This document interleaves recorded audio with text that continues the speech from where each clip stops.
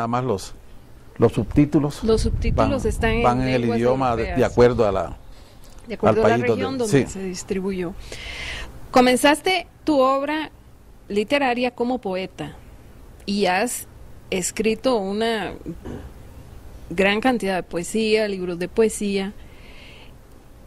¿Qué me puedes decir sobre esos libros de poesía? Que en este momento, desgraciadamente, los libros de poesía no tienen mucha salida comercial, pero como escribiste tanta poesía, sobre todo al principio de tu carrera como escritor, ¿qué ha sucedido con tus libros de poesía? Bueno, yo comencé a escribir poesía desde que estaba en la escuela pública, en el 4º grado. Ya en 6º grado empecé a ganar mis primeros premiecitos, ¿verdad? No en concursos para niños, porque en esa época no había concursos para niños, sino que yo participaba con grandes, ¿no?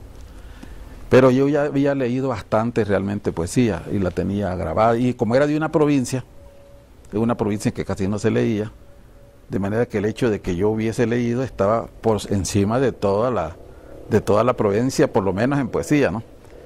Y ya en primero de bachillerato recuerdo que fundé un periodiquito en el instituto público donde estudiaba, y ahí publiqué mis primeros poemas y mis primeros cuentos.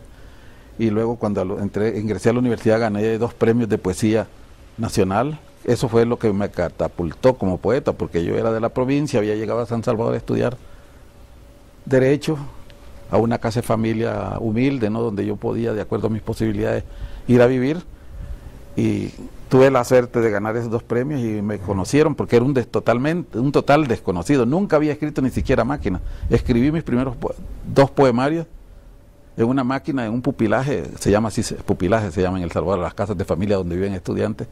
Ahí había una máquina de escribir y dije, bueno, aquí hay una máquina de escribir, voy a escribir. Yo siento que puedo escribir tanto como los poemas que yo veo de los poetas en los periódicos, ¿no? Que eran casi de mi edad, Roque Dalton, Roberto Armijo y otros. Y voy a hacer una prueba y lo mandé, y eso me permitió incorporarme, porque ya que ganar 2 premios, jovencito, incluso creían que era un seudónimo. Y luego toda mi labor de derecho, en mis 7 años de derecho prácticamente fue alrededor de la poesía, promoción cultural dentro de la universidad. Era una especie de enclave cultural la Universidad del Salvador en ese momento. Solo había una universidad, después llegó a haber hasta 45, ahora hay como 27. Y tuvimos mucha resonancia, mucha vigencia por eso, porque ser universitario de una única universidad en un país, por ganar premios, salir en los periódicos. Pero en el 68 más o menos, yo sentía que la poesía me quedaba muy pequeña. Pedí consejos a una gran poetisa allá de El Salvador que se llama Claudia Lars, una extra clásica, que quería escribir un libro, un poemario tipo novelístico sobre San Salvador. Entonces ella me desanimó, me dijo que eso era imposible, que eso era traicionar la poesía y que no lo hiciera, que era una locura. Y fue así como decidí, voy a escribir una novela entonces, pero nunca había pensado que yo podía ser novelista. Había leído novela porque era lector desde niño, ¿no? Pero ser novelista no se me cruzaba por la mente. Nada más la necesidad de hacer la novela fue el hecho de que yo quería decir cosas y que no las pude escribir a través de un poema, que sí lo había hecho Cardenal. Y precisamente eso me desanimó, porque Cardenal lo hizo muy bien, Ernesto Cardenal, con El Estrecho Dudoso. Y recuerdo que yo me dije, jamás voy a poder superar o igualar a Cardenal, y van a decir que estoy copiándolo. El Estrecho Dudoso es una obra sobre la historia de Nicaragua, el río San Juan.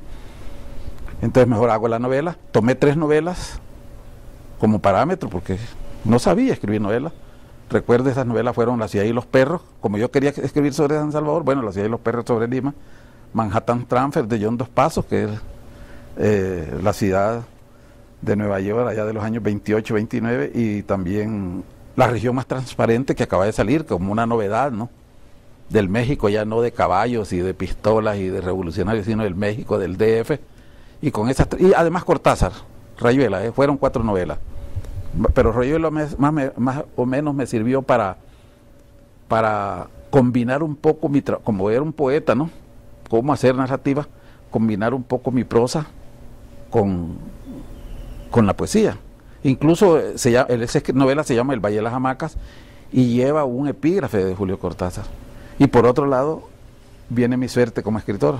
Ganó un premio centroamericano y aquí en Costa Rica, aunque no vivía en Costa Rica.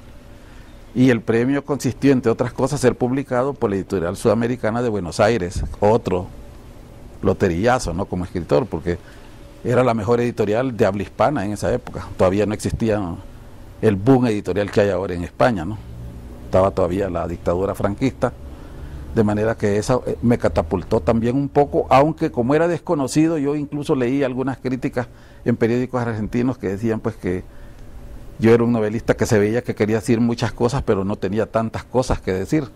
Vi una paradoja ahí, porque realmente si alguien tiene, o si un escritor tiene tantas cosas que decir, es precisamente un escritor centroamericano, porque somos países en nacimiento, países en explosión, países que nos estamos formando, ¿no?